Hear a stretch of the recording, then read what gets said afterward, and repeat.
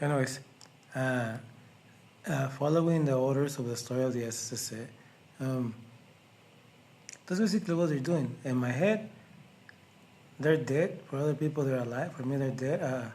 But besides that, they're dead. I talked to the National Guard, and they told me not to really worry too much about them and keep on going.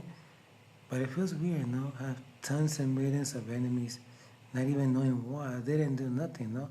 I'm just involved in those horrible, horrible cases that I was not even part of it. And it's basically part of the story that I have. Sometimes I feel like it's weird, no? When you become a guy with a lot of power, no? And and, and you feel like you're not supposed to know things, no? When they start telling you things and you start hearing the stories, you're like, that's when I realized that I'm a human being, no? Because I notice the stories, whatever is in the indictment, whatever they told me, and sometimes I actually cry because I notice a lot of people got hurt because of this, because of the obsession. They become obsessed with the stories, and they end up doing things they're not supposed to be doing. And this goes for the fat chick on the story, but you see, she's actually obsessed. I'm gonna tell the people, everybody in the town, to throw the stories, and they know where to throw it so they can hear it. But there's a lot of stories in that store. She's so traumatized, trying to survive, that she's always looking for the specific people that it's me, no? But hear the story. When they get so traumatized with the stories, they try to hurt me. They go against me, thinking that I'm the one supposed to be dying because that's the way it's supposed to be, no? So it's part of the SSS stories. If anybody asks me, how long have I been knowing this is it for like 2 years, almost 1 year. Sorry. I remember the first time I got the case, no? We're from the National Police. I went back to the small town, to the county, and they told me the SSS is gonna be looking for you. They're gonna be looking for you, no? So that way you don't die. When I come back, I see a little car looking like this, except from far away, right there at the what I call it, the office, where the district, if you can call those district attorneys, those so-called lawyers or whatever, wanna be teachers. I'm gonna call it the teachers because they don't know shit, no? Not even the teachers. I'm gonna call it the hamburger helpers of everybody, no? Hamburger helpers of everybody, meaning they're what the fuck.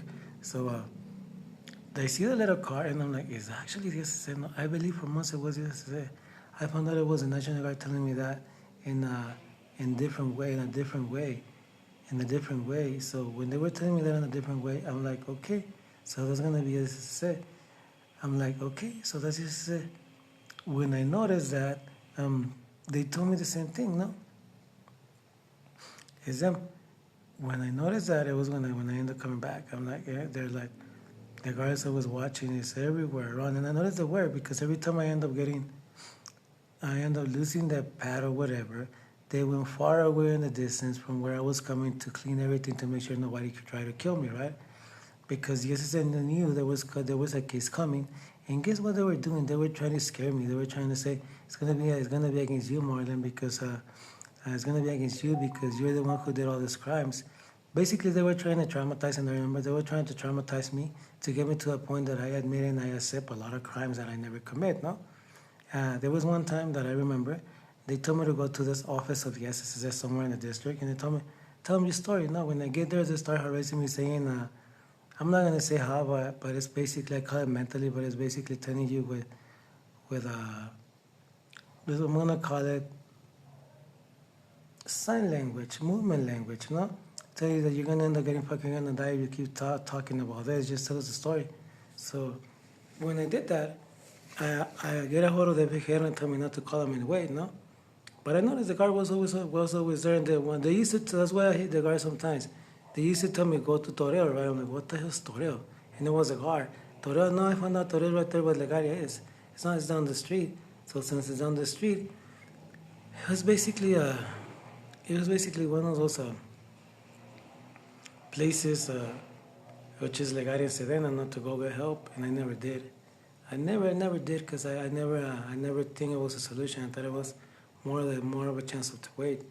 What I believe is I was actually listening to them when they were throwing me this garbage from everywhere. Because if I seen the guards, they throw me, go to Toreo, go to there and see who's there. But I never understood what the hell they were saying, no? So I was basically waiting for that, and I'm sure if I find out where I was supposed to go, they probably would tell me it was internal affairs, no? It's just basically those stories that really that regarding the question how important I could be for anybody, I'm not important for the world, but I'm important for somebody up there, and there's not God because there's no gods. Uh, I'm important for somebody up there in the National Guard somewhere in there, because they're not gonna let me die in the tomb already. Um, if it comes down that we need to get you out, we're gonna get you out, but you need to go, you need to follow the steps and try to figure out where we're gonna send you to work and where you're gonna start doing your life.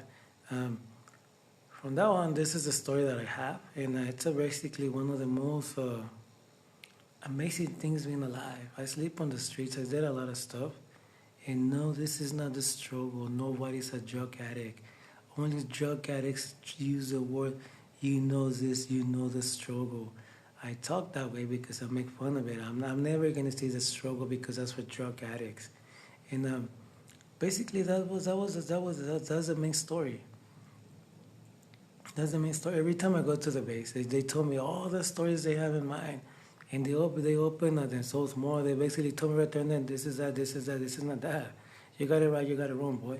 And they're like, yeah. And then they try to actually getting me to a path, to, I think it's survive. Sorry for that, but that's not on purpose. Survive. Yeah. What does it even say? I don't know.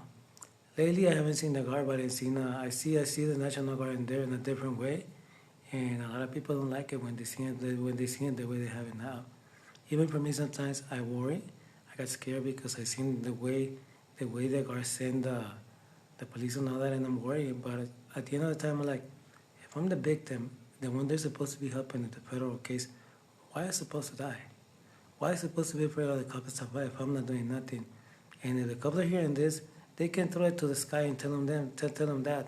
Every time I say, I'm like, why would I be afraid if I'm never did anything wrong and I'm not doing anything wrong? I'm working and looking for the help I need.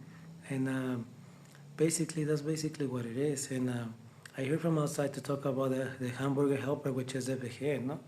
If anybody's gonna ask me why they're hamburger helper, simple fact, they're nobody, they don't know nothing about the law. They're just guys that have cases that deal with that guy stole my gold, they stole my chicken, they robbed me, they took the food for the chickens, little things there.